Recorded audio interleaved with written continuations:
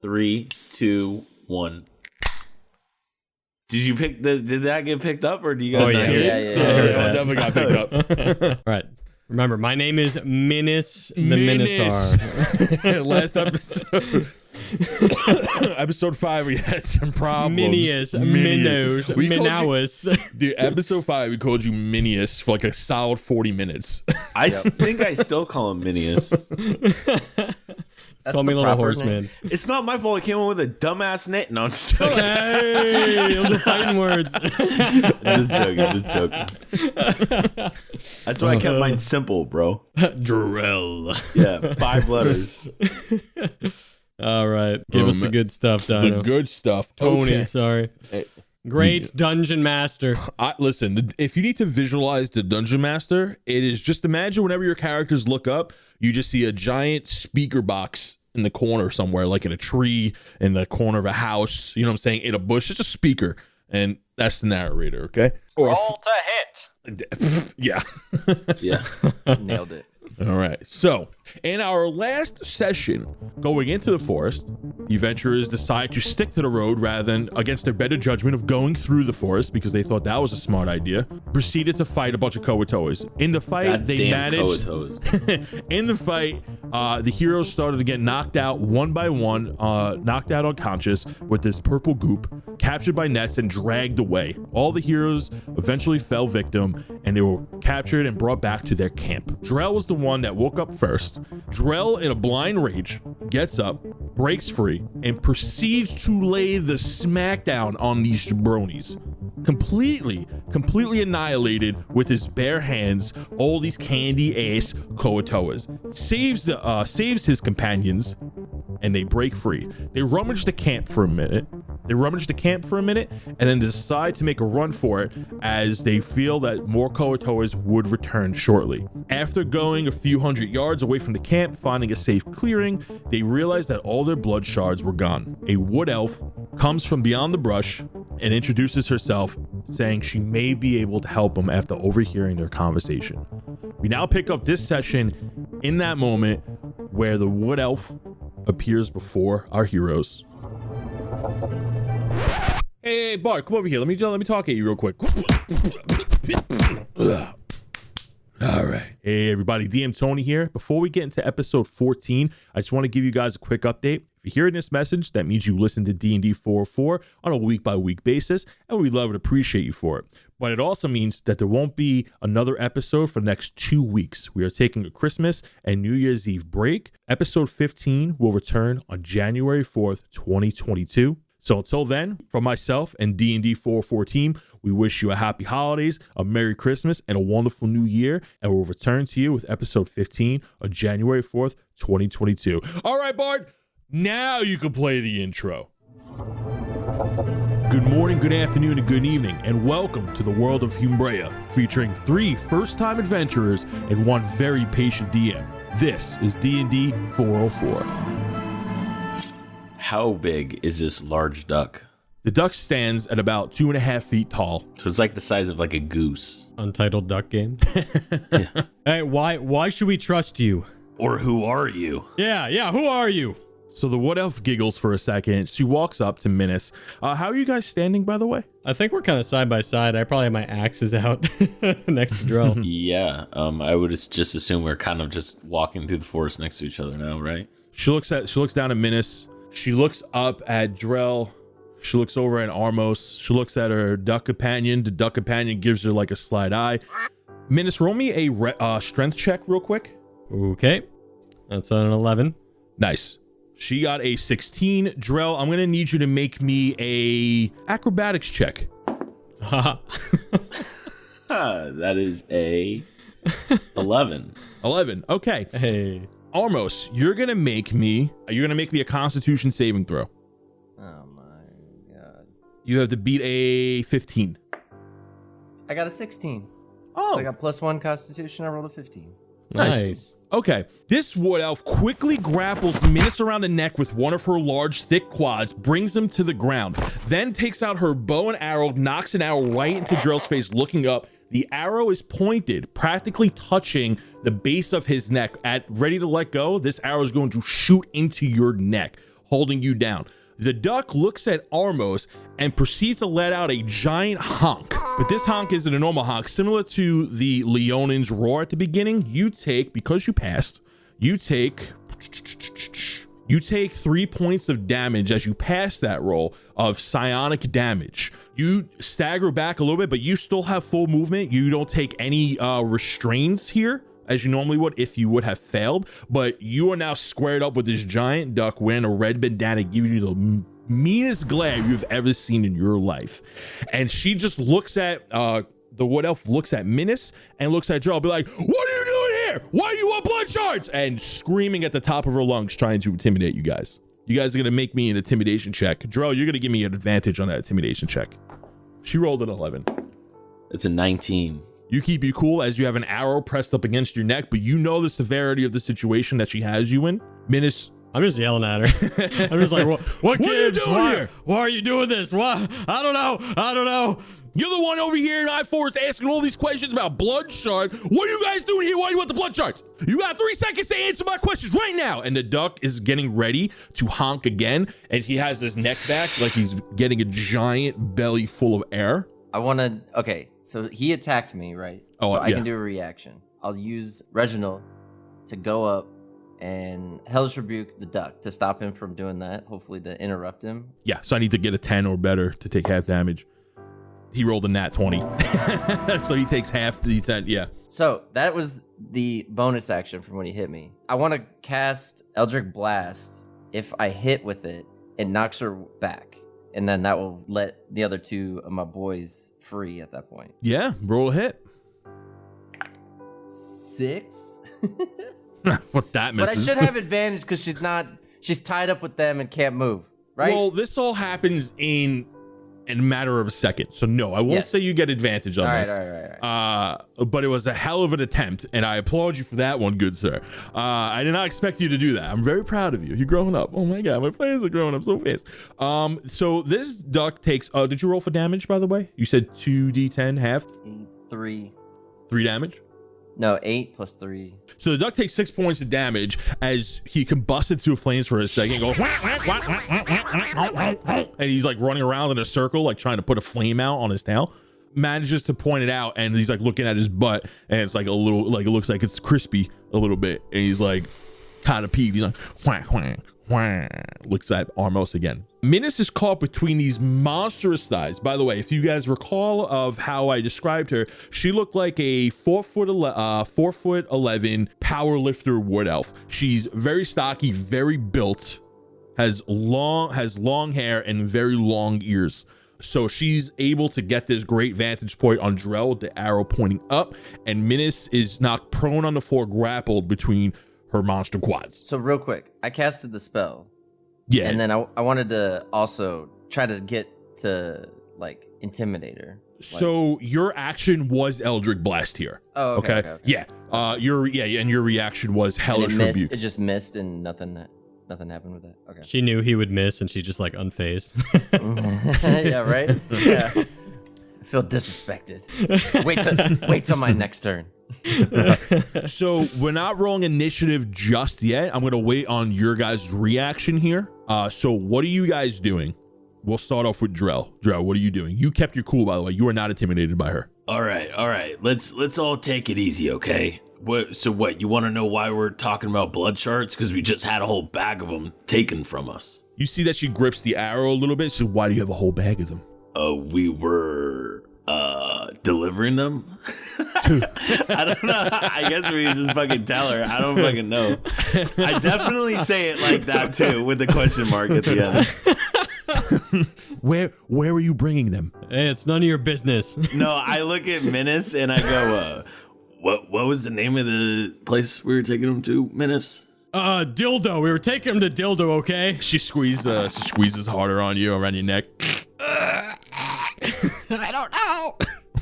You guys better answer my questions real quick before I let this go and say goodbye to your big friend here. All right, so we were asked to take these blood shards to another town secretly and avoid, a lot of eyes on us by someone.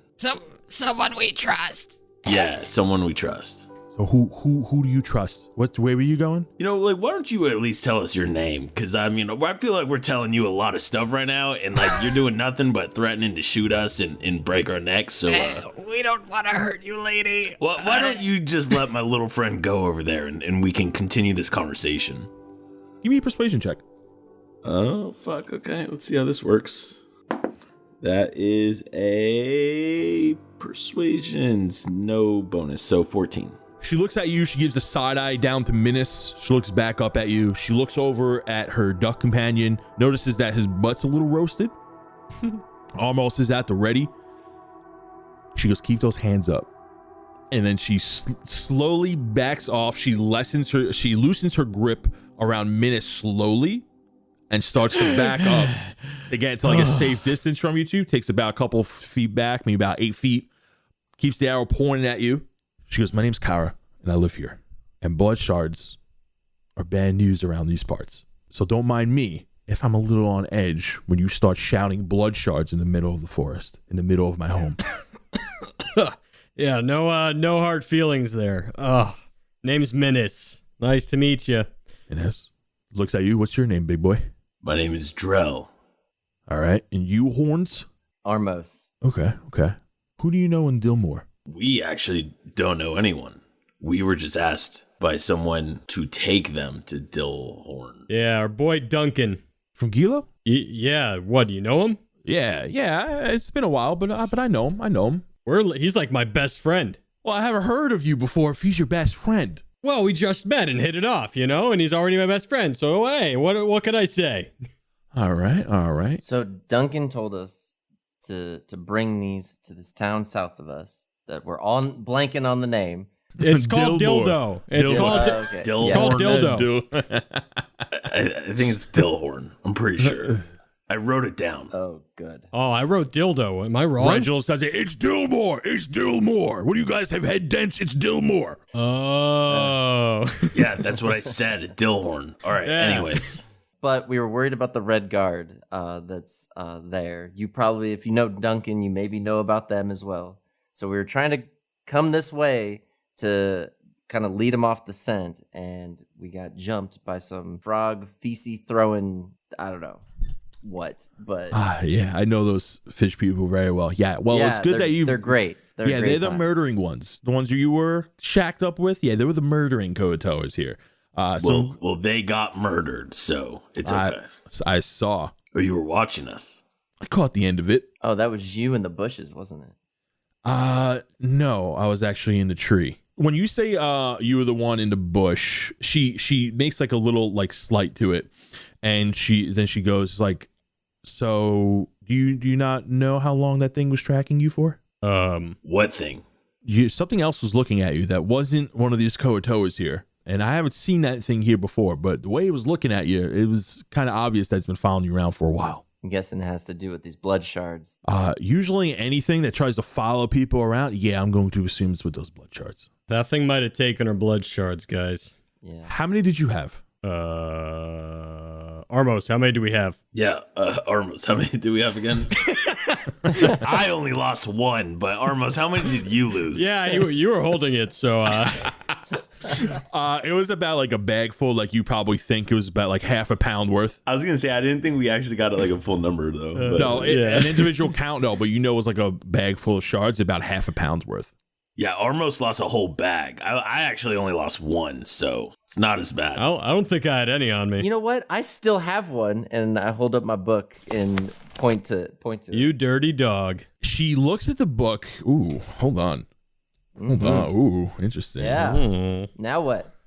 Come on there, DM. What do you got? She takes a step back looking at the book and very uncomfortable by it. And she's like, whoa, where'd you get something like that? A blood whale and, I don't know, some Red Sea, a giant fort. I don't know. I was dreaming and I woke up with it. She's looking at you like you have 3 heads. I mean, I have 2. Do you see this rabbit sitting here that's talking? You got a duck that's talking? What? A dream? I can't pull a book out of? Does she see Reginald? Everyone can now, right? She does I not. was gonna say, I was gonna say we only saw him because Duncan didn't see him. She goes, rabbit? Yeah, this rabbit right on his shoulder here. This guy. Uh-huh. is looking at the shoulder and it's like, okay, right, sure, rabbit, yeah. She thinks we're fucking crazy. Drell looks and he goes, so anyways, so you live here, huh? Yes, I protect this forest to some extent. So you said you lost your shards, and I'm assuming you lost those shards after you escaped from that camp? That's correct. No, before we escaped from the camp. I mean, we don't know when we lost him, okay? Yeah. We woke up with goop on our eyes. We got our stuff back. We ran away, and now we don't have the shards. Okay, so they probably went through your stuff and then took them because that's what these fish guys do here. They probably taken your shards to the sacred grounds. So they were probably, it's a good thing that you fought them off because they were probably going to kill you. They were the mean ones. I mean, I wasn't in that much of danger. They were trying to cook me, but the other two guys, whew. Somebody give me a perception check. Who's good at perception? Not me. Wisdom. I got it. I got it. I got it. Are you sure? Yeah. It's a 15. All right. You hear some fishy noises in the bushes, like Mother. you hear some fishy noises in the bushes, like they're over here. Oh, God damn it. Not again. We gotta move. So Kara goes closer, goes, follow me, stay close, stay low. She notions over to the duck. The duck goes honk, nods his head, and they start booking it, but in a low crouch stance. They're not doing a full sprint, but they're moving pretty quick. All right, I follow. You follow? Okay, so everyone's gonna same. follow along. All right, so you guys start moving, and you still start hearing some fishy noises, but nothing seems to be coming at you just yet. Everybody, make me a acrobatics check. Actually, no, I don't want to make an acrobatics check. What check do I want to make? What check? Hold on, I want to get a good check for this. What about athletics? That's the one I want. Make me an athletics check. Yeah. 16. Because I have a +3 to athletics. Oh, athletics is strength. Dang.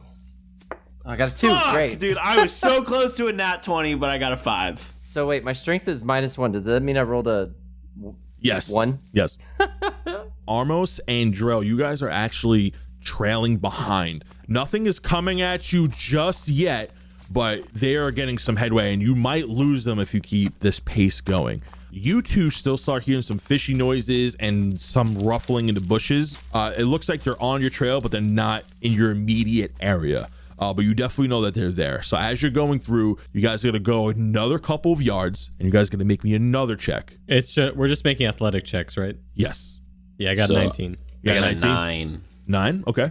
Almost. 7. 7. So you guys are still lagging behind, but and you can still just see them and try to see where they're going.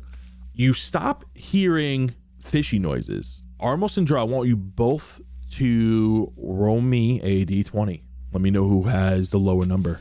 Can I do something instead? First, I want you to make me this roll real quick, and then Minus, I want you to give me a perception check. Okay. So I got a 13. You got a 13. Armos, what did you get? I got a. Sorry, I rolled a 4, but -1's 3. No, this wasn't an athletics check. This is just a raw d20 roll. Yeah, it's a 4. Okay, you got a 4. Okay, you got a 4, you got a 13. So something's about to happen to Armos.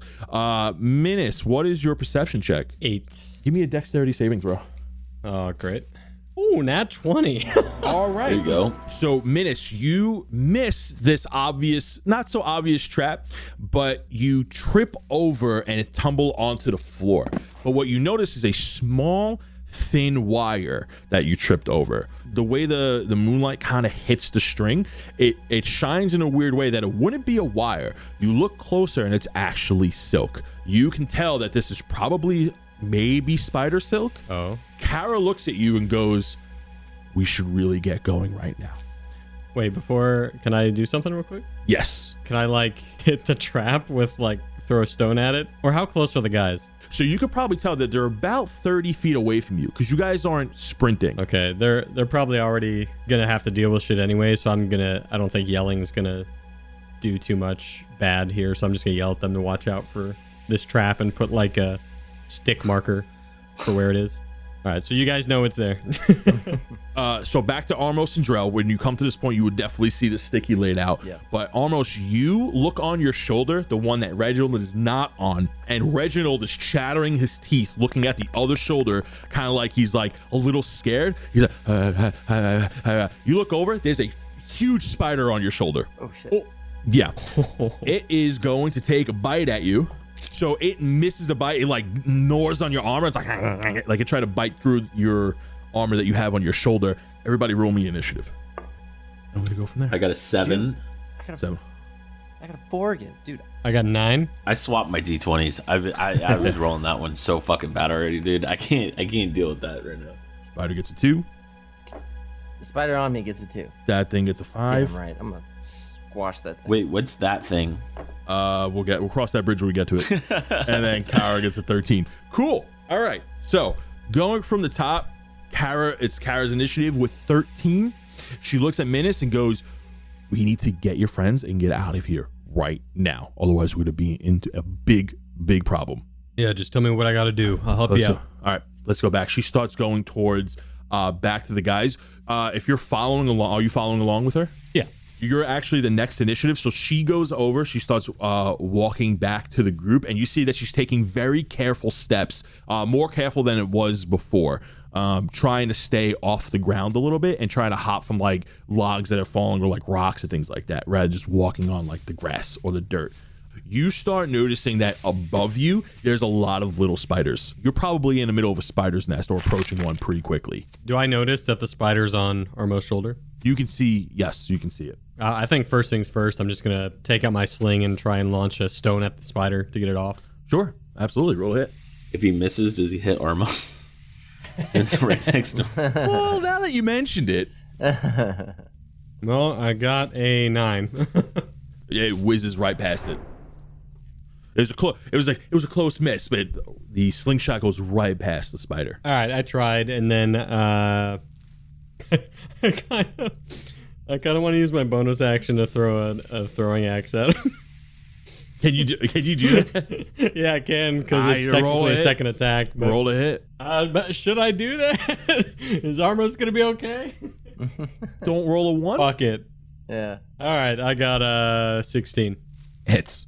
The axe, boom, hits the spider. The spider goes flying with the axe and then goes into a tree as the spider's just cut in half as it goes down. When you see that spider hit the tree with the axe that gets stuck in it, you see a bunch of spiders start coming down from the trees and the ground. You can count roughly 30 spiders advancing towards you guys from the direction you just threw that axe. With that, it's going to go to Drell's turn. Okay, so I don't know if this is gonna work. You can go ahead and let me know. But for my action, I want to pull out the alchemy jug, call oil on it, coat my axe in oil, or at least the top of it, and then light it on fire. Is for my action. So then like the oil, you know what I'm saying? So it's kind of like a flame that I can like swing around and like try to fight off the spiders with. I don't know if that's gonna work. Would that give him an advantage on intimidation? Okay, I was thinking about this. I was like, I don't know if this is gonna work, but it's kind of cool. So I'm just gonna fucking go for it. It's a cool idea. Oh, I'll allow it. I'll 100% allow it. I Oh need to fuck! fact check He just looked some. Okay, cool.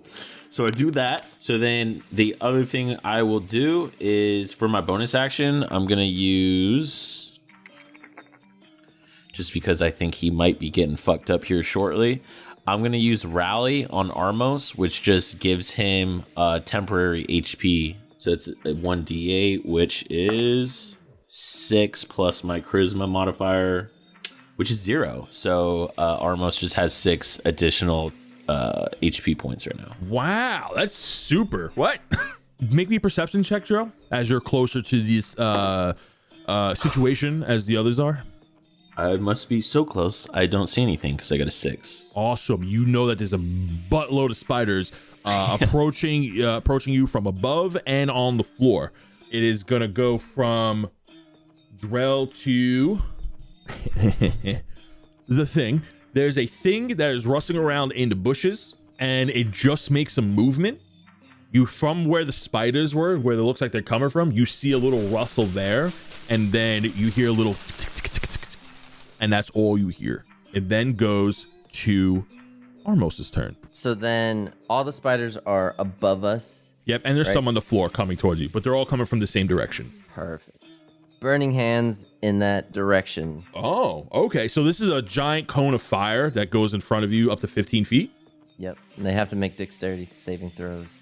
Creature takes 3d6 of fire damage if they Yeah, Jesus. all 30 of them. Oh all my God, 30 yeah, have to it's make gonna- individual saves. Good I'm gonna fucking roll. Start rolling. Fire ignites any flammable object in an area that isn't being worn or carried. Awesome. So all them spider webs too. Awesome. I love it. You describe how you're doing this motion right now.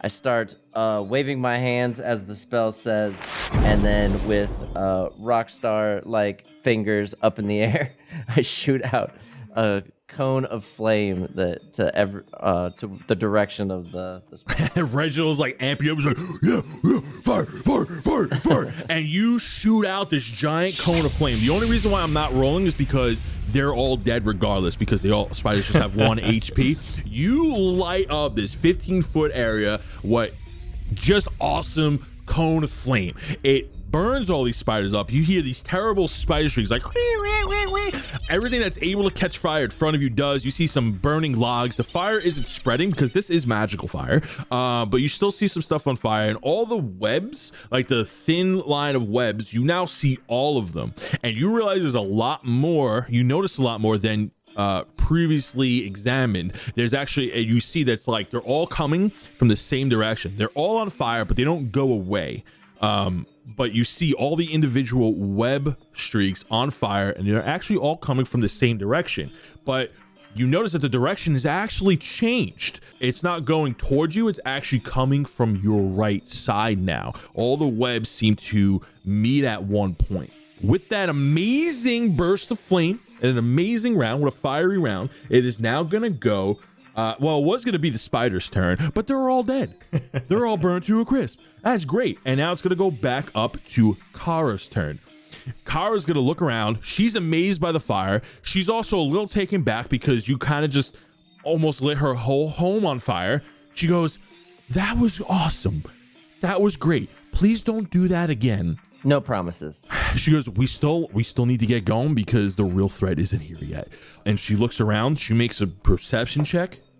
She failed it. She got a 4. She's just looking around. She goes, we need to get going. I'm also looking around. Menace uses his big old nose and smells something. So she takes out her bow, knocks an arrow back. Her duck kind of goes back to back with her, and they start moving the direction they were originally moving before, slowly, trying to watch out for any webs. It's going to go to Menace's turn. Hey, Menace, you got your spider senses tingling, or what's going on here? Can I do any sort of like tracking check on those webs to see if I know if something's close by?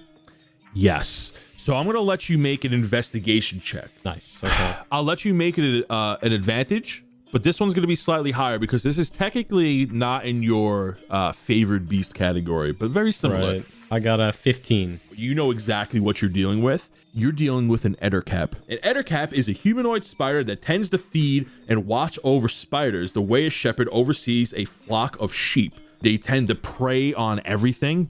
With prejudice, they don't. That'd be without prejudice, I think. Did I say with prejudice? Without prejudice? Yes. They feed without prejudice. Excuse me. Ettercaps feed without prejudice and will hunt and will prey on anything that gets caught in their webs. You also know that they're deep. They live deep within forests, and looking around, you are definitely deep within one. I say to Kara, hey Kara, I've seen these webs before.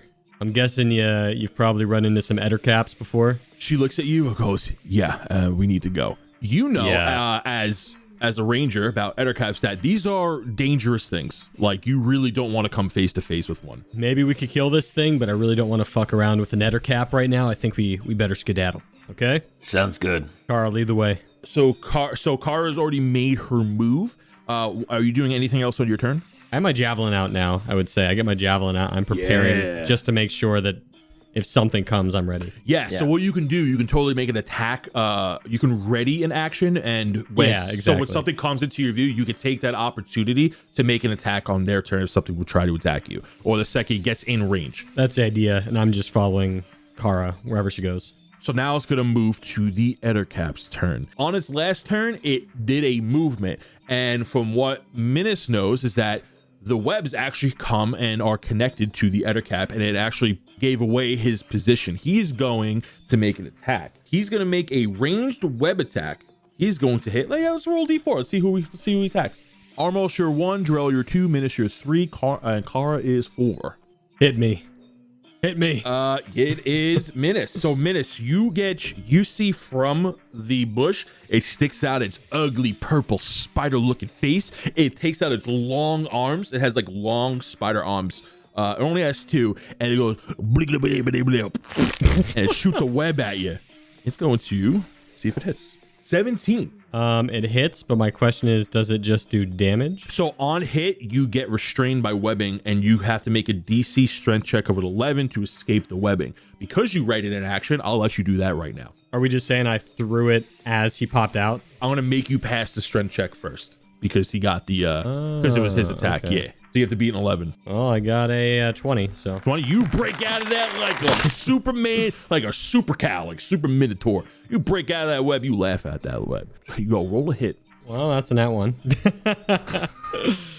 Yeah, God damn it. Really? Wait, no, wait. I get to re-roll that because of my halfling ability. You're on luck. Yeah, you have luck. He's a minotaur. He's a tiny creature. He has Dude, luck. I'm super glad you remember that. Thank God. I'm not gonna lie, I forgot. All right, I got a... so I got 19. Yo, it hits him. You hit him in his dumb spider chest. What's roll for damage? Ooh, nice. So I got 10. Okay. That's piercing damage. How far is he away from me? He's about 20 feet, 25 feet. Oh, and then I run up to him and slash at him with a bonus action. Since they're both simple weapons, I slash at him with my other hand axe. Sure, roll a hit. Oh, baby. That's a 19. Yeah, you slash right across at him. So he is a little ways up, but you slash at him with your axe right across the chest where the javelin got stuck. So you're able to take your javelin back at the same time. Oh, hell yeah. So that's 12. I'm sorry? 12. Hit him with 12 points of damage, and he looks at you like making like angry spider noises at you. And there you go. That's my turn. 12 points of damage. Nice. I feel great. Now it goes to almost his turn. No. Oh, no. Oh, Drell. Why do I keep fucking this up? It goes to Drell's Yeah, turn. dude. What the fuck? You should I'm really sorry. write this down, I- Jody. Yeah, you should really write Really this gonna down. need to know this? Okay. And just because I love asking you questions, Yeah, ask away. Ask away, bud. do I get any cool little, damage bonus for my fiery axe against this spider? I mean, it is fire, so. He's not weak to fire that I know of. You know what? Just a +1.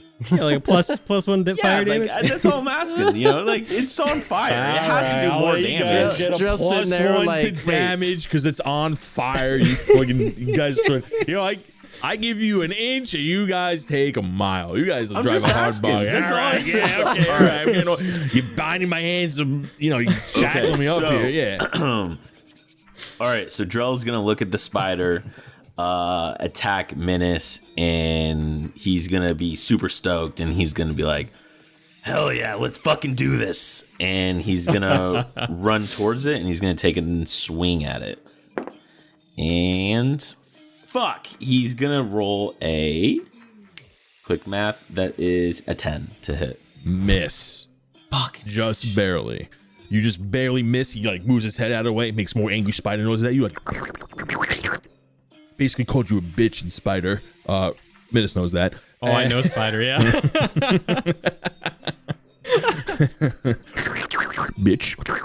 So now it will then go to Armos's turn. Can I find a tree that I can use as cover? Absolutely. Yeah, there's trees all around you. There's bushes. There's logs. You can definitely find some cover. Perfect. All right. So I look around, see some cover, duck into it, and then within range of my Eldritch Blast skill. So casting my Eldritch Blast from behind a tree. Sure. All right. You are now behind full cover because there's thick trees all around. You go and spring into action. You get into a cool battle stance. You run behind a tree like 007. You take out your little finger gun. You shoot an Eldritch Blast out. Did I hit that on the head? Bang, bang. Bang, bang, baby. Roll a hit. Rolled an 18.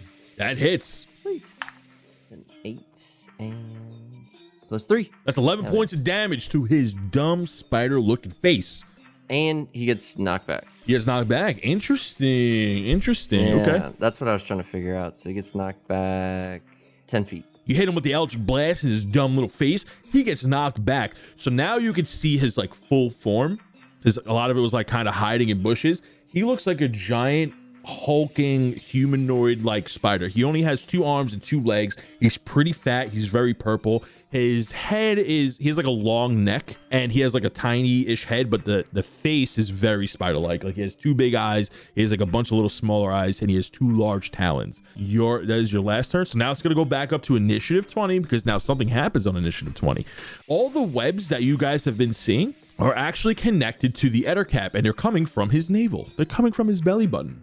And along those, you see, not coming out of his belly button, but now you notice on the spider webs, on initiative 20, is 5 more little spiders now coming to the combat. So now it goes down to 13, which is Kara's initiative. So Kara's going to take her arrow that was already knocked back. She aims it. She looks like she's like taking a second to really get her shot, and she fires. She hits the Ettercap right in the shoulder, taking 8 points of damage to the Ettercap. The Ettercap looking at it like trying to rip the arrow out of his shoulder. It's like this Ettercap is actually looking really messed up.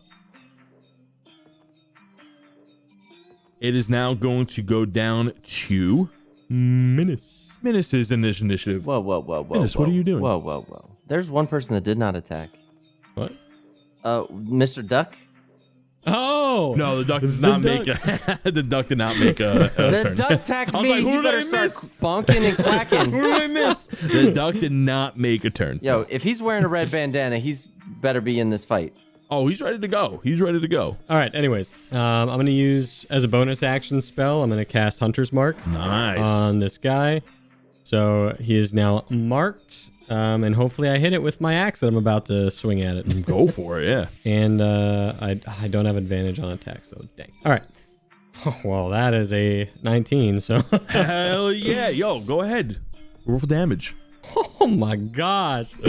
All right. So that is 18 points of damage. 18 points of damage? Yeah.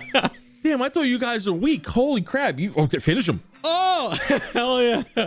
I'm going to say because I'm so small, I tuck and roll, get behind him, cut at the back of his leg so he falls, and as he's falling, slam down my axe on his neck and cut his head off. Absolutely. Go ahead and paint that picture for me.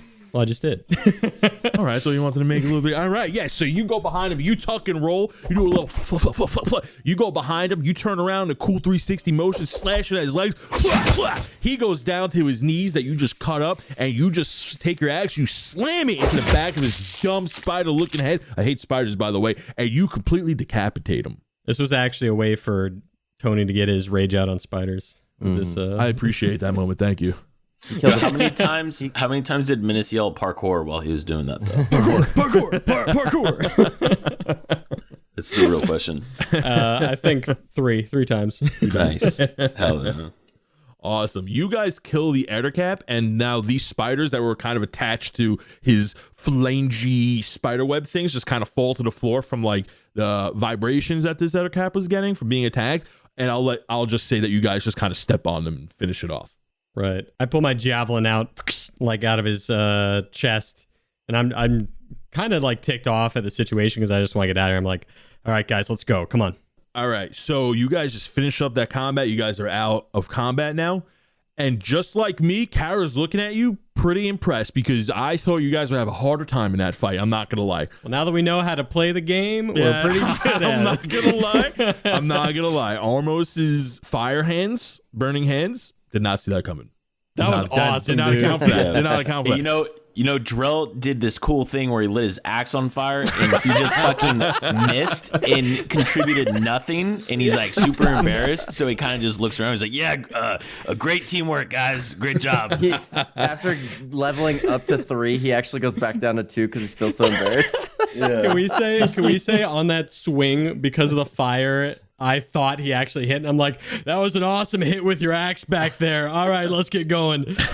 Yeah, he's so embarrassed. He's like not gonna correct him. He's just gonna like let Menace definitely think he helped. Right. Oh man, so good. That's now 2 fights. Drell has just done nothing. I was asleep during the other one, and I just fucking whiffed, and nothing got back to me. Love it.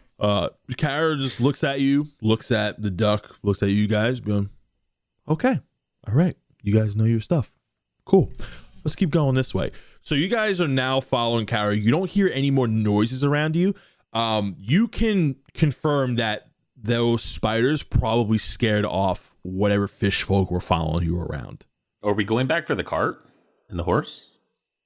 You're not sure where the destination is going. You're just following Kara at this time, and you guys are kind of just following behind her. She's like looking at some trees, looking at things around her, kind of making sure you guys aren't being followed. The duck is just kind of hopping from like log to rock to just avoiding the dirt floor. Kind of in a jubilant manner. It's like honk, honk, honk, honk, honk, honk, quank, honk, quank, wank, honk, honk, quank. Okay. Anyways, right? So you guys are following along. Yes. So I lick my finger and I stick it up in the air, and I get a sense of which ways the wind's blowing. And so I ask the question, where the hell are we? Where are we going? What are we doing? To Kara. Kara stops, looks at you, and she goes, well, we're going to go to my home. And that is, are we close? Yeah, we're not too far away. Just try to stay close. Make sure you don't get lost, all right? Are we going to run into more spiders? Anything like that we need to be ready for? If you keep distracting, maybe we might. All right. All right. I'm just going to sit back here. The duck looks at you, goes, quack, quack, quack. I point to the duck in a menacing way, like I'm about to send Reginald on him. You do like the eye thing. We point at his eyes and back at him and back at you. Yeah. Look at me. Look at me. I'm the I don't know. I don't like this duck. Yeah. Maybe you think he's cool with the bandana or something? I know. Hey, almost. Yeah. Unrelated. Think I could get a bandana? Yes. I Absolutely. love one. I think that would be really cool. You're going to get that bandana. Okay, we're going to take his bandana. Damn right. Oh, that's awesome. That's metal. That's awesome. Is there anything you guys want to ask about while we're following Kara along through this dark, dreary forest?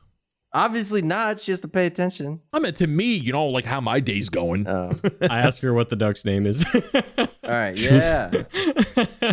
She looks at you, and the duck seems like gets like a little quack smile, like quack, right? It's like, oh, his name is Norris. Norris. Nice to meet you, Norris. Quack, quack. He takes out his wing.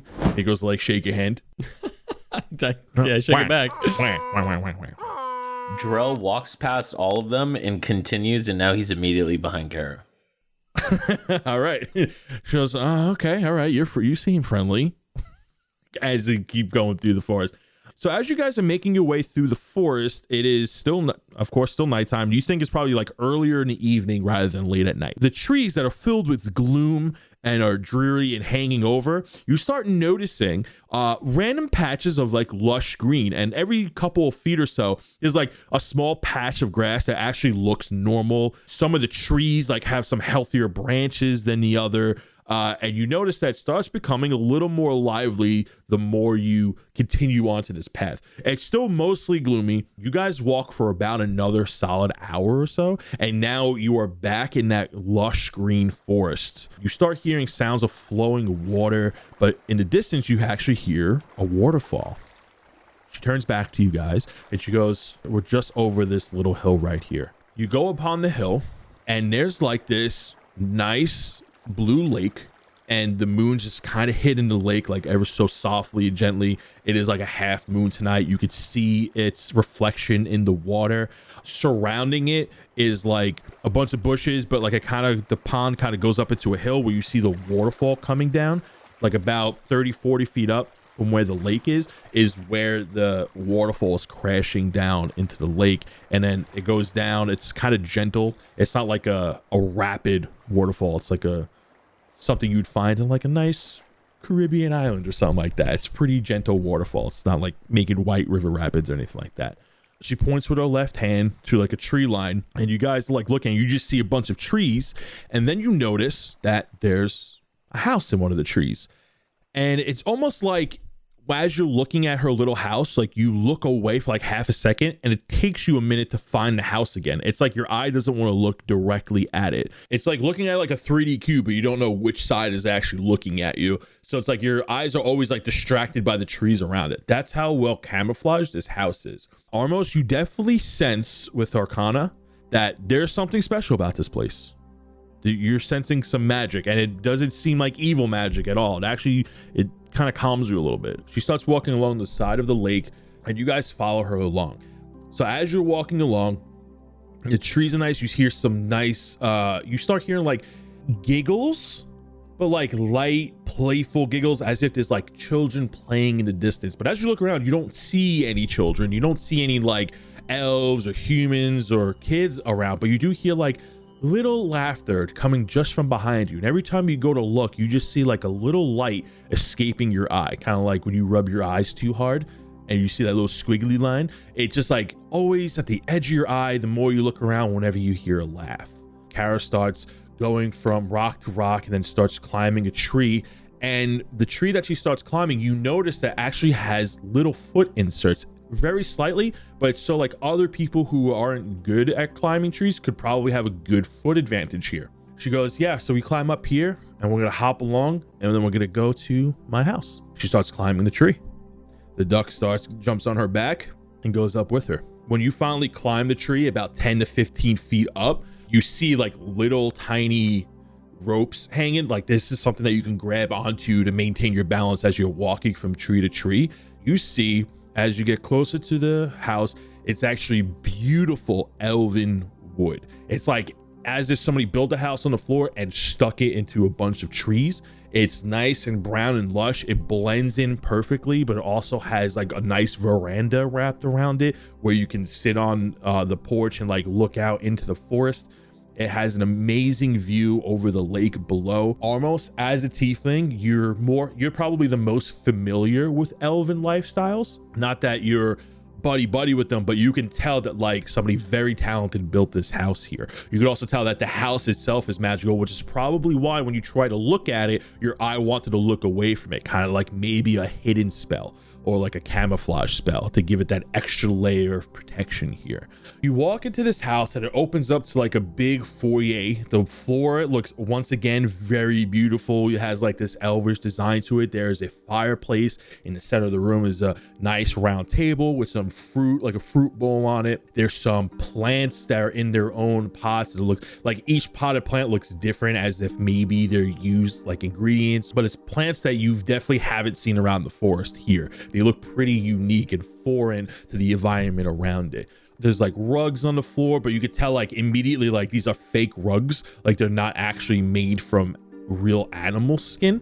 You hear the sounds of fire crackling from the pit, but you look up, it's actually not, there's no chimney where smoke would come out of. So you can tell like this might be a magical fireplace of some kind where it kind of just has like a warmth to it. You see Norris, the duck Norris, hops off her back, walks and takes a seat at the table. One of the chairs has like a bunch of has like a cushiony pillow on it. You can tell that's his chair. That's where he sits. And he kind of just like sits down and he's like nestles into it, and he like his neck elongates. He does a big stretch with his wings and goes, oh, instantly passes out, starts snoring.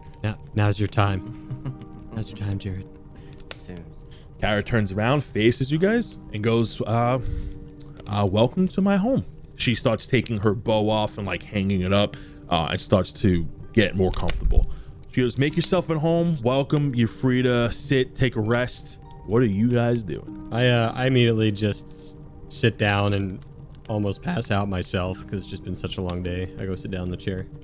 Okay. These chairs are like big, comfy red chairs, but around like a dinner table, which is kind of weird. So there's definitely a design of comfort here rather than etiquette. I'll roll a Constitution throw to stay awake. I think I succeeded. It was an 11. Okay. Man, just make me a perception check. That's a 16. Nice. Okay, this is a pretty low one anyway. You look around, you notice that she has a bow. You may have already caught this before, but she definitely practices the same craft that you do. This is a ranger. She has a lot of bows. You see all these arrows. You see a table where she's making new arrows, and she has like her own little like at-home Fletcher station. You can tell that all the fake rugs on the floor aren't made from real animals, so she probably cares about them very deeply. You know, elves are kind of like one with nature, so already you kind of feel like this connection with her. When I see this, my ears perk up. My ears like go high, and I'm like a kid in a candy shop. I run over to all this stuff. I'm like, oh my gosh, you have a flint head arrow with whatever like the best feathers are. I'm like naming all the stuff on all her gear and like oohing and ahhing over her gear. She gets like defensive. She goes, give me that. Yeah, these are Flint Arrow 3000 Extremes with a feather-like bow-like action with extra grip on the knock. And she's like goes into all these crazy details about arrows, and you find out that she's actually like an arrow nut. She loves bows. She with a crafts 3/4 everything. recurve on the top. Oh, I always wanted one of those. Those are so cool. Lighted, fitted tip for extra flight and longer distance. And you guys just start hitting it off and talk like real nerd stuff about arrows. It's great. Armos, Drell, what are you two doing? So the duck is sitting at his chair. So they are distracted at this point. Is that correct? I know. What are you doing? Okay. Yeah. This has got to be an advantage. It has Okay. to What be. are you doing? What are you doing? You know, I'm a man of my word, and I told Reginald I was gonna get that bandana. Now seems like the perfect opportunity. Go ahead and make me a stealth check. With advantage? Yeah, you know what advantage is against sleep. Yeah, sure. Oh my gosh, and it's an extra 1/4 inch thick, so that makes it really stable. And oh my gosh. I got a 14 on my first one, and a 7 on my second one. Yeah, this thing's asleep. You take his bandana. All right, I tuck it into my back pocket so that it. Reginald instantly goes into your back pocket. He's like trying to put it on. He's like, oh, this is fucking sweet. He puts it on. He's trying to put it on in your pocket. So, question. I don't know how this is gonna work. So they can't see Reginald. Mm-hmm. So if he wears something, is it floating? Guess we have to cross that bridge when we get to it. Oh shit. All right, cool. I give Menace the look like the job is done, and I kind of give him the you don't have to keep nerding out on the arrows anymore. I have no idea what he's doing that to because I was so distracted. I just give him like a finger gun with a shrug. I don't finger gun back because my spell would go off.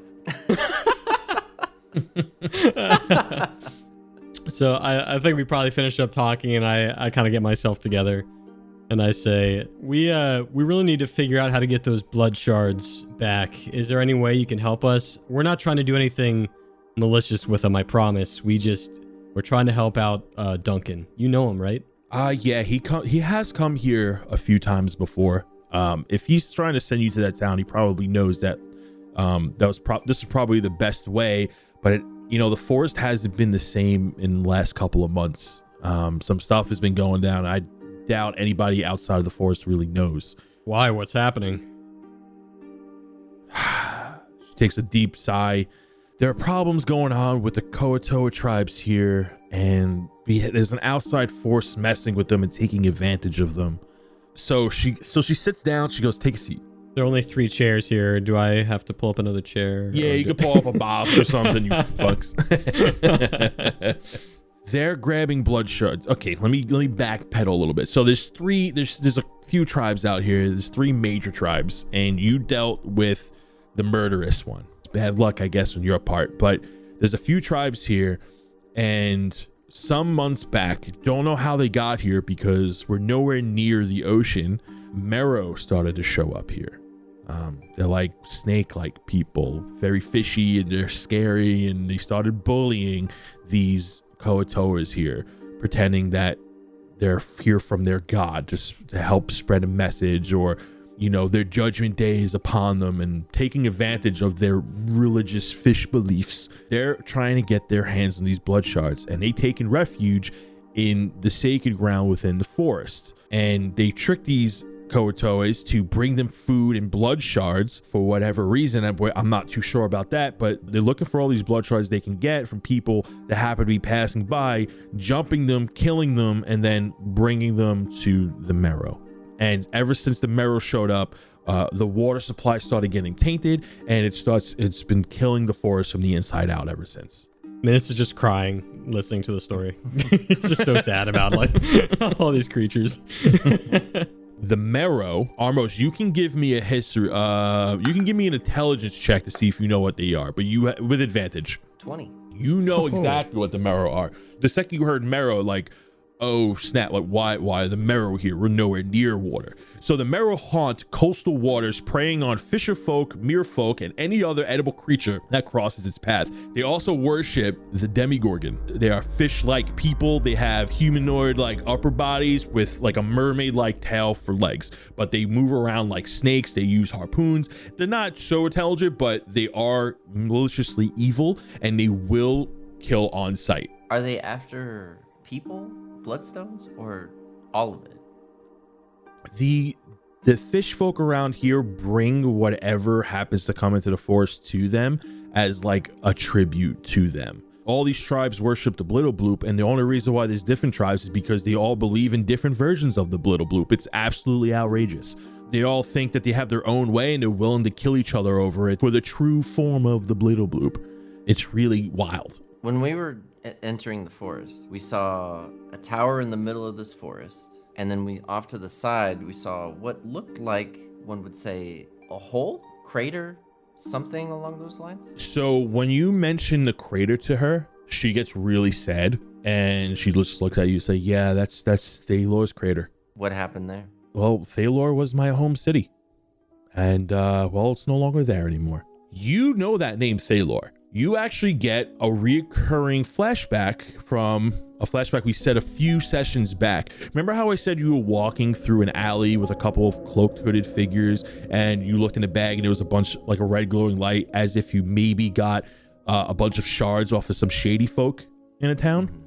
You remember that you got that took place in Thalor. When you got those shards, and from the events that took place where Reginald came to be, weren't too far apart. If anything, it was just a few weeks, maybe within like the same 2-week span. What do you mean Thalor is gone? So you're taken back because you've been there. What happened? You had to have seen it or heard about it at this point, right? Yeah, I've seen it happen. How do you not know? Like, Thalor's been gone for like hundreds of years. What? You know that elves live hundreds of years. And everybody that you met, because you haven't met any full-blooded elves, you met some half-elves in passing in Gilo, but you never met a full-blooded elf. This is the first one you've seen. This person was probably around when Acristo was here. I looked puzzled at her and asked more information. What happened with it? She looks at you and sighs, and she says, well, I was just a little girl when it happened. I was here in this house. I mean, I guess you don't know who Acristo is? We've heard the stories. When Horatio left with Acristo, it left in like a bang, and the bang took the city out. So that event happened around 200 years ago. Oh, a little over 200. Yeah, give or take. Okay, I sit there puzzled and try to wrap my head around it and let the other guys ask questions. Minus is just in a pool of his own tears at this point on the table. Well, you got anything to eat? No, I'm just joking. Oh my God, you see I that love she it. perks up and she goes, yep, yeah, we can make some stuff. She goes over to the fireplace, and there's a pot in there that looks like it was slow cooking some stew. She takes it off. She takes a little sip with a ladle, brings over a giant bowl, fills out the giant bowl, puts it on a table, and it looks like there's a bunch of smaller bowls where you can take from it. It's a nice all vegetable stew. I guess this will do. While they're doing that, I like go outside and like have a moment, and I take Reginald with me.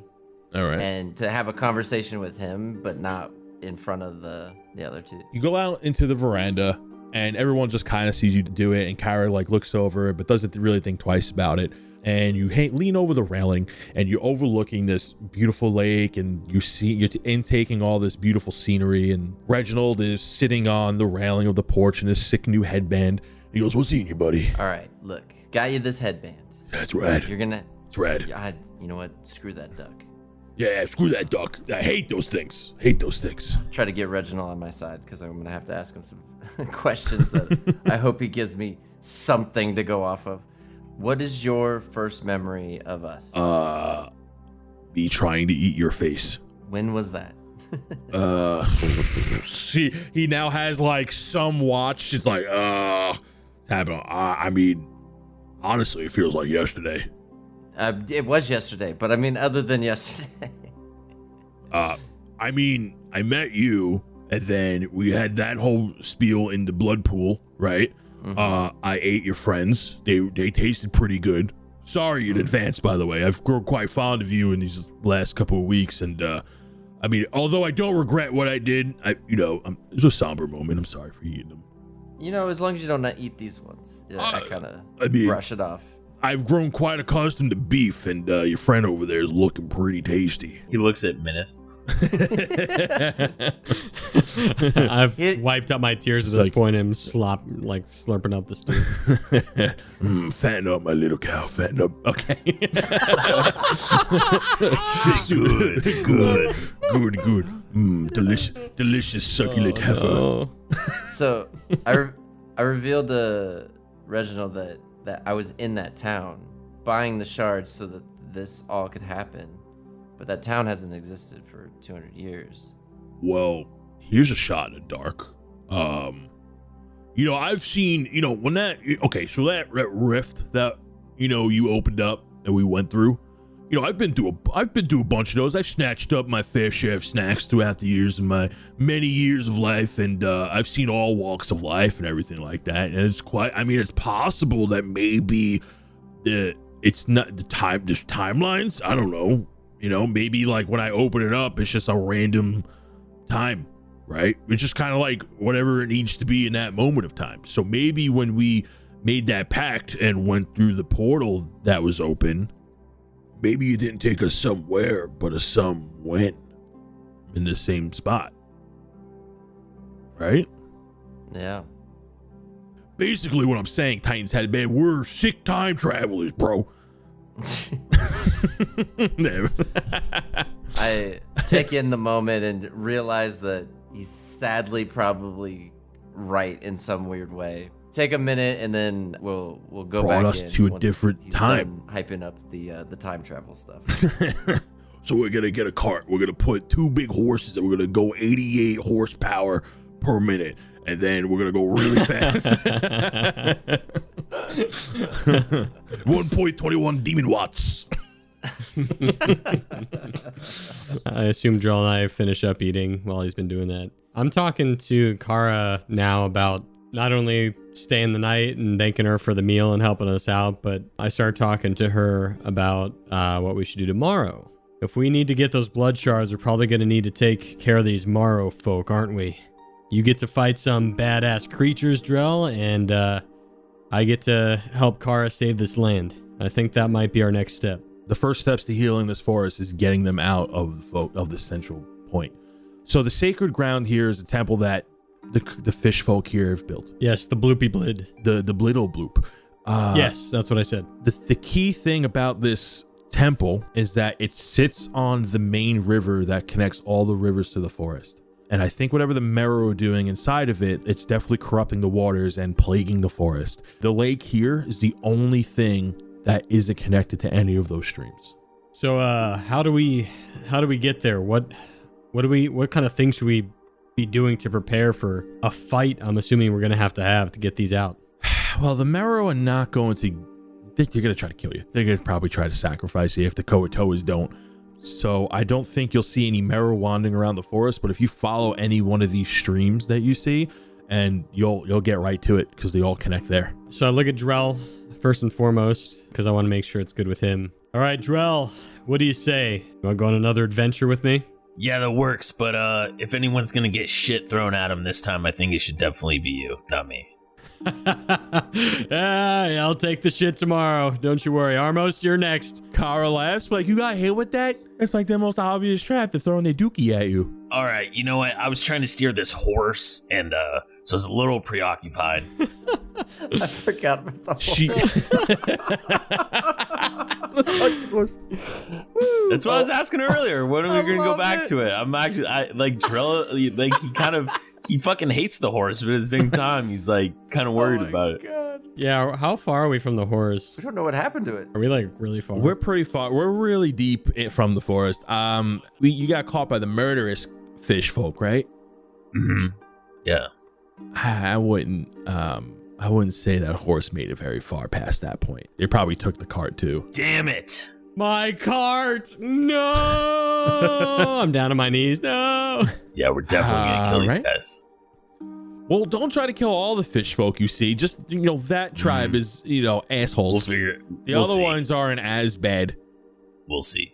Like, there's a few of them out here. She's like, I can talk to you about them if you want to know about the other two tribes. So, real quick, what's the plan for tomorrow? Like, we're just gonna follow one of these streams and then just start blasting? Can we form a better plan with Kara since she probably knows everything? What do you got in mind, man? What do you got in mind? So she knows that all the streams lead there, Right, correct? And correct. then- so she basically knows where the thing is. Mm-hmm. So I ask if she can guide us there in the best way possible to get to the heart of the forest where that building is. Yeah, so you want her to guide you to the temple? Sure, absolutely, she can do that. She nods and agrees. She goes, yeah, I could take you there. That's kind of like my role here, is to like kind of protect that temple, not from the marrow, because I can't fight all those marrow by myself, but really from the fish folk here. I try to like make sure they don't learn too much about their god. And she points over to like a bookshelf, and there's a bunch of wet books. Like these are like texts that always seem wet despite the fact that they're sitting next to a fire. It's like, yeah, there's like a couple of their books right over there, but I make sure they kind of don't know too much about the Blittle Bloop, because that could be a problem. Why is that a problem? If they all have a consensus of what the Blittle Bloop looks like, the Blittle Bloop will come. What? Yeah, these guys are kind of magical. So she rubs the back of her head. She got that big anime sweat drop. Okay, so I took these books from the temple, so they couldn't know the true form of the Blittle Bloop, because the Blittle Bloop is not a nice goddess, but like when she has enough followers, the fish folk here can accidentally summon her if there's enough people who believe in the same image of the Blittle Bloop. We will make sure to spread the bad word about the Blittle Bloop and give them misinformation. Don't you worry. If we see him again, I've given them enough information to misconceive them, but I kind of make sure they don't, because we don't want the Blittle Bloop to be summoned, and then the Blittle Bloop is a giant naked woman with a squingeely for a head. Yeah, we don't want that walking around causing havoc. I think we've been under enough stress from evil gods for a century. absolutely. Yeah. Can I just take a second? I love that we're spreading misinformation so that an influencer doesn't get brought into the world. I literally thought you were making Blittle Bloop up. No. Yeah. And I just looked it up, and I hate that I just read that.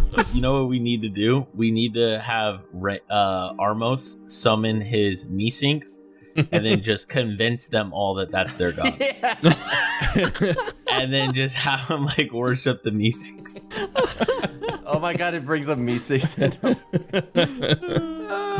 Wee. Did you summon the god yet? Oh boy, I'm trying.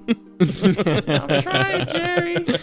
Yeah. I don't know about you guys, but I'm pretty shot. I would like to get to bed. She goes, yeah, you guys can stay the night. We can leave first thing in the morning. I mean, this is not going to be an easy trip if you guys go there. I don't even know. Do you need those exact blood shards? I mean, maybe you can go to one of the other tribes and try to get theirs if they have any. The other Koatoa tribes? Yeah, there's 3 of them. The 3 main ones. The ones you encountered, the murderous ones, the Bloopatails. The Bloopatails. I swear if you're making that name up. The Bloopatails. The other 2 are the Floopafins and the Globagills. Wow, you tried really hard on these names.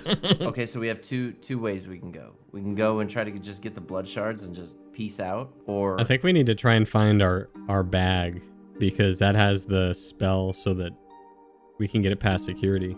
And they definitely brought it to the marrow. Probably, yeah. You guys, I found you guys as you were waking up. I mean, they probably already made it there.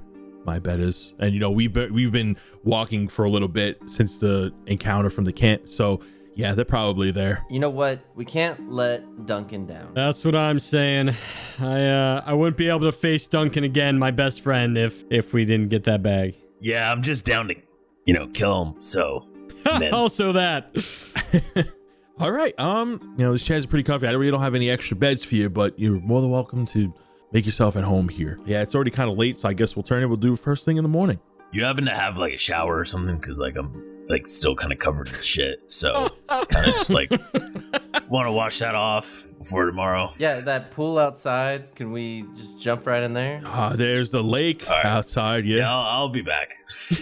And he like walks outside. Oh, I follow him because I got cakes. So all of you guys go down to the lake. You climb down. When you guys approach the lake, it's like once again you feel that calmness. You feel peaceful. Armos, you still feel a little on edge of how calm you feel, like as if there's another worldly presence here that's kind of making you feel uncomfortable.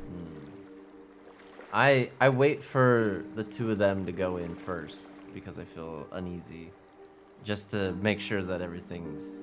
I'm playing lookout while they're doing their.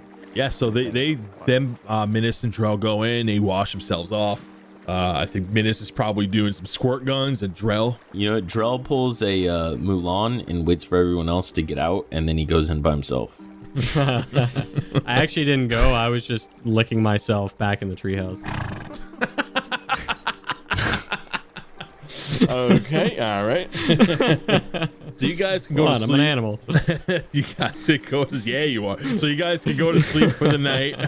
Yeah, we're going to sleep. Then you wash yourself off. Okay, yeah. So you all gonna just go ahead and make yourselves at home, right? I try to find some kind of cloth to replace the one that I stole from the duck, just so that he doesn't know. You go back into the house, and Duck Norris is looking right at you as you walk through, and he has this. It like just quickly zooms in on his face, like as you walk in, like, and he has his eyes are like filled with fire and rage. And The cinematic crossbars come down. Mm-hmm. Oh my goodness. Why is he staring at Armos? He Yeah, doesn't know. what? I don't understand. Cuts back to Norris, and you just hear in your head dark opera as it's like, and you look at him angrily. How does he know? He doesn't know. How would he know? How would he know? They'll never know. Yeah, as long as you're acting normal, you know. He should do a performance check. He's gonna know, dude. He'll never know. How would he know? So is everyone going to sleep? Yeah. All right. I'm having Reginald watch out for me. Well, I mean, I feel like this lady's house is like pretty safe, right? So it's like, Yeah, I mean- definitely. So. No, just for the fucking duck, right? Fucking goes back to him. I pull my cot out. I pull my cot out and put it next to the fire. So everyone settles down for the evening, and you guys are pretty relaxed. So go ahead and get your long rested bonuses now. Everyone goes back up to full. You get your spell slots back. You feel great. If you had broken bones, they're magically healed by 8 hours of sleep. This is where the fantasy element comes in, because I don't know anybody who gets a full solid 8 hours. Jared, you also lose those temp hit points. No, I'm so mad. I went down in Wow, what a health. snitch. What a snitch. No, I'm just trying to play it right, dude. Minas, you're the only one that doesn't get 8 hours of sleep tonight.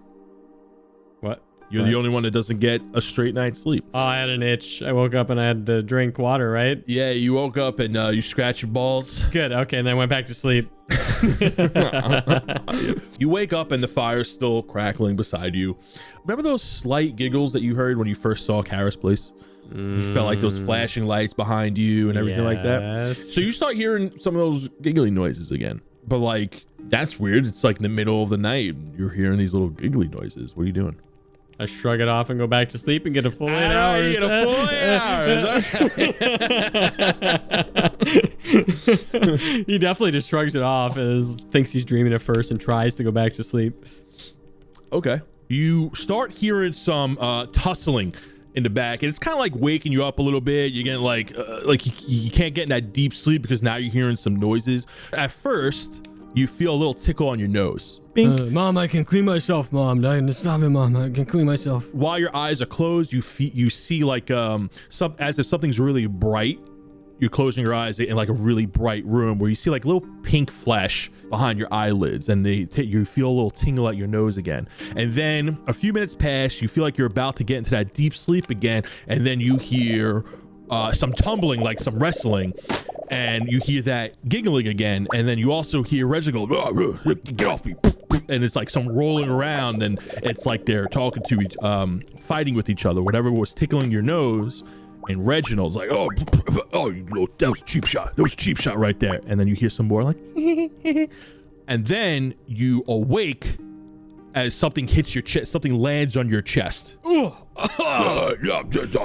thing's gonna get it. This thing's gonna get it. So now on your chest, you see Reginald. He gets up, he like dusts himself off. Oh, Reginald's on. He's like rolling up. Reginald, the fur. I don't have any hay. Hey, listen, this is not, you go back to bed. This has nothing to do with you. He's rolling up the fur on his arms like sleeves, like he's getting ready to like fight. Yeah, I like push him off my stomach though, like onto the ground. He falls onto the floor. He's like, what gives, man? I thought we're a team here. Off to the side of you, like just maybe like a foot or two away, kind of like at your foot, you see a pinkish orb, and the color kind of flashes from pink to blue to pink to blue, very slowly, very calm. Hey, what's going on, Reginald? Are these your friends? It's like, this thing just came in here and started, tickling me. It started tickling you, and like I don't like to be tickled, and this thing. Can I see what these are? So yeah, make me a wisdom check.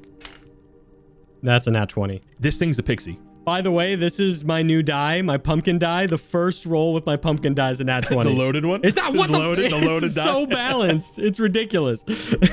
Nat pumpkin. Nat Nice. pumpkin. Let's go. You All right. He's using his dollar store dice, guys. Don't worry. It's all right. Yeah. so So it's a pixie. It's a pixie. Oh my God, Reginald, why'd you let pixies in? These things are so I annoying. didn't let pixies in. What the hell is a pixie? That's a pixie? Yes, that's a pixie. They're okay. Some of them are okay. I don't mean to stereotype pixies, but they can be so annoying. So now a little flavor text here, because pixies are interpreted in very different ways throughout all the manuals and stuff like that.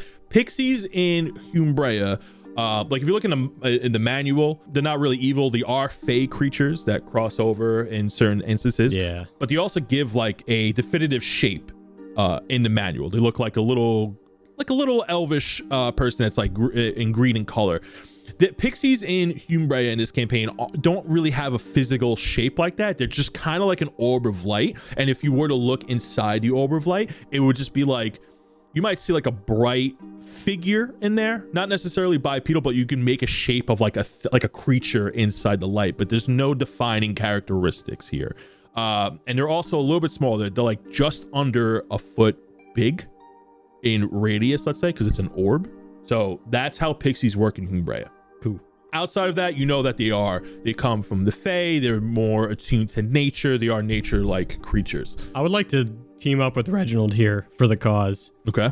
I immediately throw my blanket away, hop out of bed, and Minus is like, all right, now if we don't get these out of the house, they're all going to be swarming, causing mayhem. How many are there? Can I see how many there are? You just see one right now. Just the one? Let's get this thing out of here, and I try and tackle it. Okay, so the pixie just evades the tackle as it floats pretty quickly. You're essentially chasing a light source here. Reginald, on your left. On your left, Reginald. You're hearing some tumbling. The guys don't seem phased. As a matter of fact, maybe Joe might want to like throw an insult because he wants to sleep right now. So you guys, all right, he's out. Drell's out. Drell is out. You guys some snores back there. Okay, so you guys are now trying to tackle this ball of light. Red's like, oh, get him from the left, get him from the left. So he's like, well, hit him with the net. Do you have a net? Get him with the net. Get him with the net. Sure, yeah, I throw my net at it. So you take some of your things, and the pixie starts to make its way outside, but like not before it boops you on the nose real quick and like pushes Reginald over. So it starts to make its way to the window. It starts to float outside. This is war. I grab all of my fucking weapons and start running after this pixie. So the pixie goes out one of the windows, and you kind of chase it onto the balcony, and you see that it starts floating down to where the lake was, where you guys washed off, the lake in front of Kara's house. When you look out to the lake, you see its reflection in the water, and the reflection in the water gives more of a brighter reflection than like say a normal light source would, as it's like almost as if the lake is reacting to the pixie itself, and it starts like laughing. And as it's laughing at you, kind of like down by the lake, you hear one of these noises. It goes, and you see a large luminescent tongue kind of stick out and just mocking you. It's like, oh, I'm about to give you the biggest noogie of your life.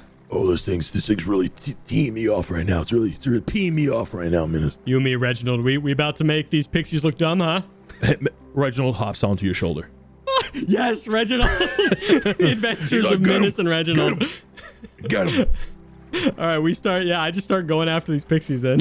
You slide down the trees, you start making your way, and now the pixie is like, it comes closer to you, boops you on the nose, and starts heading towards the waterfall.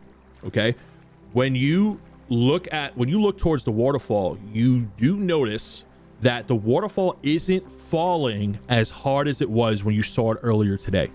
Okay? So when you looked at the waterfall before, it looked like a waterfall. It's the rapid rushing of water. But now it looks like the water that's falling is a little more slowly. So much where you can actually see behind it. And behind the waterfall, you can see a cave-like entrance. On the side, you see a little path that actually goes into the cave itself. Are the pixies going in there? Is that where the pixies are yes, going? so the pixie is now heading into there, laughing at you. And you hear the occasional... Oh my God. Reginald, I've dealt with many pixies in my day. All right. We just got to be persistent. We'll catch them. We'll tickle them, noogie them. We'll make them feel so dumb. Don't you worry. Let's go. And I go along the path and like... Minus. Yeah. I'm going to wring this thing's neck. Yes. I give him like a predator handshake on the spot. You get a nice gladiator handshake. You grab each other's forearm. The forepaw. You grab his whole body because he's very small. And he like makes an arrow with his body and he directs you ahead. So as you're walking towards it, now running towards it, you once you get to the little path to walk in, you are then overcome with this a sense of calmness. You're not as angry as you were just a few seconds ago, and you're feeling something good about this place. Okay, you feel calm. You feel like there's something in you that's like telling you like, hey man, it's just a goof. On that note, Reginald goes, whoa, wait, hold on. I have a bad feeling about this. Yeah, I like to say I do one of those anime like runs where I slowly slow down to a jog, slow down to a walk, and then just kind of I'm standing there staring at the waterfall, you know? Yeah. So you're only like a few feet away from like the cave entrance and where you like kind of go behind it. Although you don't see any lights, anything light. It's just like a black cave entrance. It's dark. And Reginald goes, hey man, I'm all up for adventure, but I don't think we should go in there. I don't. Something about that is giving me weird vibes right now. Reginald, I feel great. I don't know what you mean, but I feel. He kind of like he hides behind like your mohawk, and like he grabs a horse. He's like, I don't know, man. I don't know what I'm feeling right now, but I don't like it. I don't want to go in there. I don't know. What are you scared, Reginald? Scared? I don't know. What is that? I ain't scared of nothing. I am a terrible demon that lived a millennia. I have 7 wings. As he's saying this, I've already walked through the waterfall. When you go to the entrance of the cave, right before you cross that threshold, you see that like he gets like held in place for a second. He goes, and he falls to the floor, rolls back a foot. He goes, you know what? I'm gonna stay out here. You're good. You're good. I'll wait out for here, but I'll play support out here. Get the pixie for me. It was like an aura. An aura just like stopped him from entering. It looked like he got shocked in place, but there was no lightning or anything like that. He was just like in pain, writhing in air, then falls back onto the floor. He's like, all right, I'm gonna stay out here, bud. You got it. You're good. All right, scaredy cat. Here's some hay to keep you occupied. I throw him a little bit of hay. Appreciate it. He goes to reach for it, and he's like, can you kick it a little further, please? Kick it out a little further. Oh, sorry. Yeah, just push it just into range. You know, I don't want to. I don't like that place. So he starts eating the hay, and you go in. Yeah. As you're walking in, it gets darker and darker. Do you have dark vision by any chance? Nope. I was about to say I light my lantern. So you go to light your lantern, but it doesn't really give you that much light as it normally would during normal nighttime. You can assume that this is probably magic darkness, or something is keeping this dark on purpose. Although you can kind of see around you. As you walk in, you start hearing, drips of water from the cave, but the echo is pretty loud. So you're getting the sense that this hole you went out through, there's opened up. You have these tall ceilings and and walls that are really far. When you look up towards the ceiling, you see how it goes really high up, and it's actually starting to become illuminated by more of these pixies. You see some green lights, you see some blue pixies, some pink pixies, green pixies, and they're all very calming colors. And you're seeing these all placed throughout the ceiling. Not like so, and that light from the pixie shine reflects as you're walking. You stop as it reflects onto a nice body of water. There is a calm lake. It is completely still. There are no waves. There are no like puddles of water moving. There's nothing swimming in it. All the light you see is coming from the pixie's light. It's illuminating the cave. You don't see anywhere else you can walk to. The path that you were walking on just kind of goes into this pond a little bit and like rounds off. So you have like water on both sides of you, and you see this big vast pond ahead of you. Okay. The light, your lantern is rendered useless at this point, where it's only pretty much lighting up what's around you within like maybe like a 3-foot radius. You can tell that the darkness is not natural, that the place is being kept dark on purpose. Can I kind of see though? Is it like dim lighting because of all the pixies?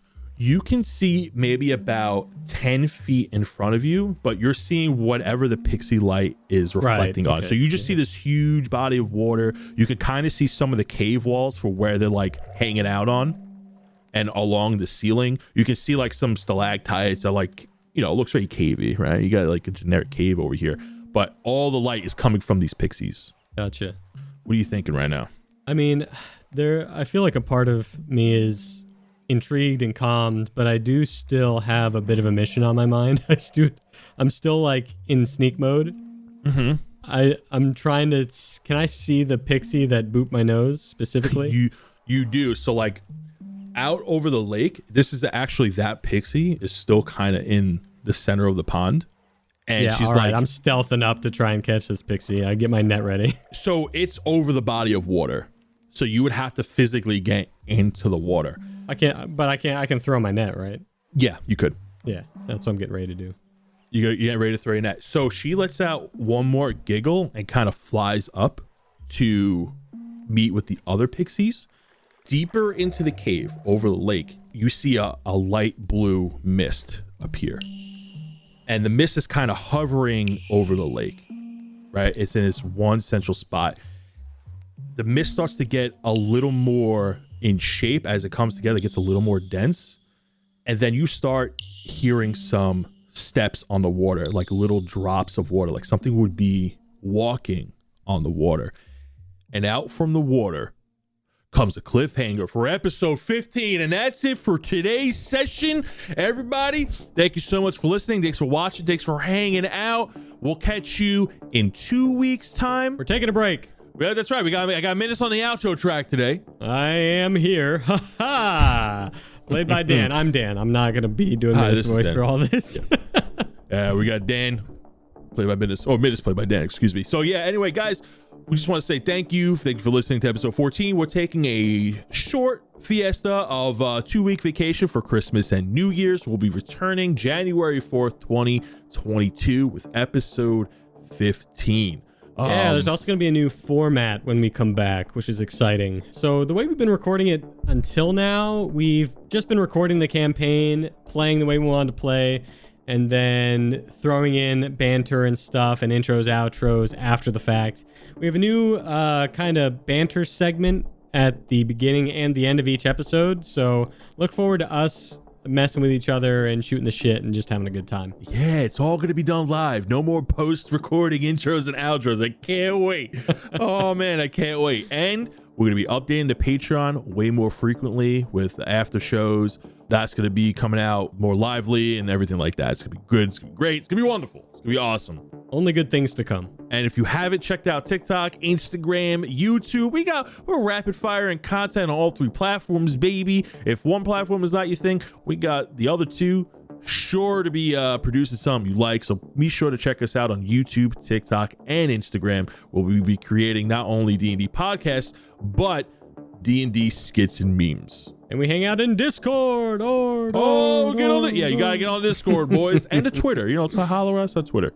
But you know what time it is now? Hit 'em. And now it is time to shout out our Humbrea's Heroes, which is a tier in our Patreon. So the first Humbrea's hero we need to shout out is our first ever Man with Glass, a known traveling glass blower with the arcane power to make strong weapons made out of the strongest dragon glass, able to slay a dragon and able to make a fine plate to eat an amazing, tasty meal off of. Next up, we've got Pascal, the most coveted wild magic artist of Humbrea. Not only of Humbrea, but I should mention of DND404. This is the artist that's done all the artwork for our characters. You might have seen him on TikTok, Instagram, all social media platforms. She is not only amazing in real life, but amazing in Humbrea. She actually is commissioned by Minas to do a little cover on his journal. So he's gonna look forward to that. And lastly, we have our first Sidgwick College alumni,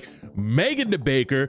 And listen, just because she's a baker doesn't mean you can just, say whatever you want to her, because she will hit you with a baking sheet. And trust me, she's hit me with a baking sheet more times than I can count. Okay, my little rump is red as a freaking whoopee cushion because of things I may have said or may have made her mad. Wow, I just took a turn. Anyway, she's our first Sidgwick College alumni. All right. She's a fantastic baker. She travels all over the lands of Humbrea, spreading her sweet treats and giving everybody a max temporary hit point buff of at least 12 or higher. Amazing baker, amazing cook, makes the best hero feast Humbrea could ask for. We'll see you next time. Bye-bye. Take it easy, everyone.